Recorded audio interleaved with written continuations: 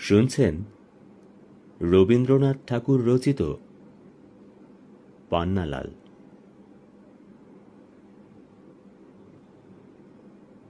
দাদামশাই, তোমার পাগলের দলের মধ্যে পান্নালাল ছিল খুব নতুন রকমের। জানো দিদি, তোমার পাগলরা প্রত্যেকেই নতুন, কারো সঙ্গে কারো মিল হয় না। যেমন তোমার দাদামশাই, বিধাতার নতুন পরীক্ষা, ছাঁচ তিনি ভেঙে ফেলেন, সাধারণ লোকের বুদ্ধিতে মিল হয়, অসাধারণ পাগলের মিল হয় না। তোমাকে একটা উদাহরণ দেখাই। আমার দলে একজন পাগল ছিল, তার নাম ত্রিলোচন দাস। সে 3 ক্রোশ পথ না ঘুরে কখনো বাড়ি যেত না।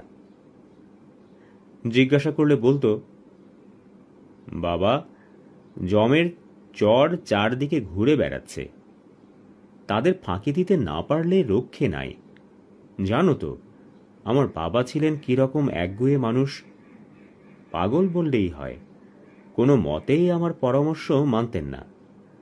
বরাবর তিনি সিধে রাস্তায় গাড়ি গিয়েছেন। তারপরে জানো তো আজ তিনি কোথায়? আর আমি আজ 7 বছর ধরে পশ্চিমমুখ রাস্তা ধরে আমার পূবের দিকের বাড়িতে যাই।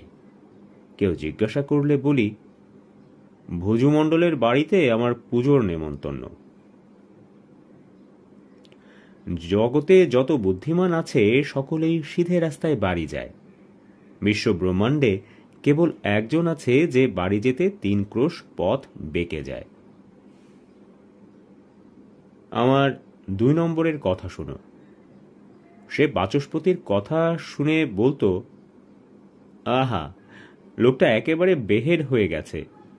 আর বাচস্পতি তার কথা শুনে মুখ টিপে হাসতেন। বলতেন, এই লোকটার মগজে আছে বুজম্বুলের বাসা। প্রেসিডেন্ট বললেন, কি হে হাজরা, তোমার বাড়ির হয়েছিল কি? এতকালের পৈতৃক ঘরটা পথের সঙ্গে ঝগড়া বাঁধিয়ে দিলে। এমন দৌড় মারলে কোনো চিহ্ন রাখলে না কোথাও। বলো কি? আগে হ্যাঁ মহারাজ, কলকাতায় হয়েছি মানুষ। বাবার মৃত্যুর পর কিছু টাকা এলো হাতে। ঠিক করলেম পৈতৃক ভিটেটা একবার দেখে আসা দরকার। সেই ভিটের কথা এইটুকু মাত্র জানতুম, 5 কুণ্ডু গ্রামে ছিল তার ভিত, ভোজুঘাটার 7.5 ক্রোশ তফাতে। শুভ দিন দেখে নৌকো করে পৌঁছলাম ভোজুঘাটায়। কেউ ঠিকানা বলতে পারলে না। চললেম খুঁজে বের করতে। মুদির দোকান থেকে চিড়েমুরকি নিলুম বেঁধে। 7 ক্রোশ পার হতে বাজল রাত্রির 9টা। চারদিকে পোড়ো জমি, আগাছায় জঙ্গল, ভিটের কোনো চিহ্ন নাই। বারবার যাওয়া আসা করেছি, ভিটে খুঁজে পাইনি।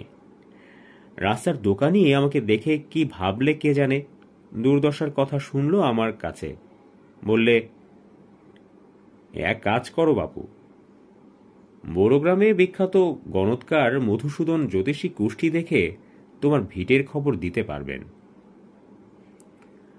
কোথা থেকে তিনি খবর পেয়েছেন আমার হাতে কিছু মাল আছে, খুব স্ফূর্তি করে গণনায় বসে গেলেন। অনেক আঁকযোগ কেটে শেষকালে বললেন, আপনার ঘরের সঙ্গে রাস্তার ঘোরতর মন কষাকষি হয়ে গেছে, একেবারে মুখ দেখা দেখি বন্ধ। ভিটে রেগে দৌড় মেরেছে মাসির বাড়িতে। ব্যস্ত হয়ে বললেন, মাসির বাড়িটা কোথায়? শুনে বিশ্বাস করবেন না, একেবারে 7 হাত মাটির নিচে। ওইখানে মানুষ হয়েছিল, ওইখানেই মুখ লুকিয়েছে। তাহলে এখন উপায়? আছে উপায়। আপনি যান কলকাতায় ফিরে, উপযুক্ত মতো কিছু টাকা রেখে যান। ঠিক 7.5 মাস পরে ফিরে আসবেন। মাসিকে খুশি করে আপনার পৈতৃক বাড়ি ফিরিয়ে আনব। কিন্তু কিছু দক্ষিণা লাগবে।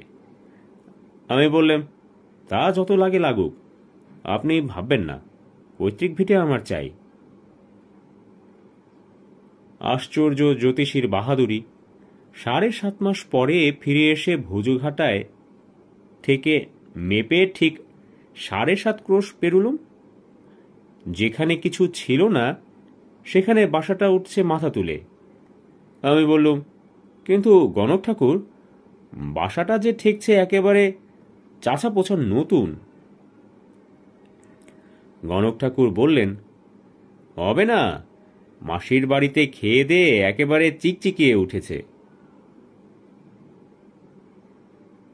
আপনারা হাসাহাসি করছেন, কিন্তু এ একেবারে আমার সচক্ষে দেখা।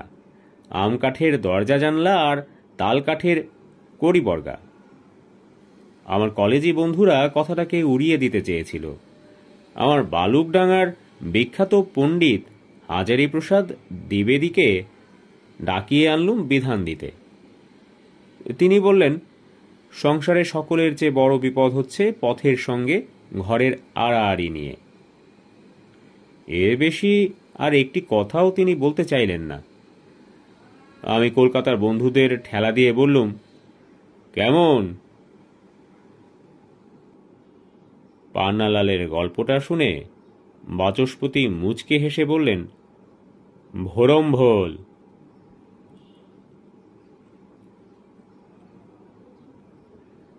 মাটি থেকে গড়া হয়, পুন হয় মাটি, আবার গাড়িতে তারে দিন রাত খাটি। একই মশলায় তারে ভাঙে আর গড়ে, পুরনোটা বারে বারে নতুনেতে চড়ে। গেছে যাহা তাও আছে এই বিশ্বাসে, ফাঁকা যেথা সেথা মন ফিরে ফিরে আসে।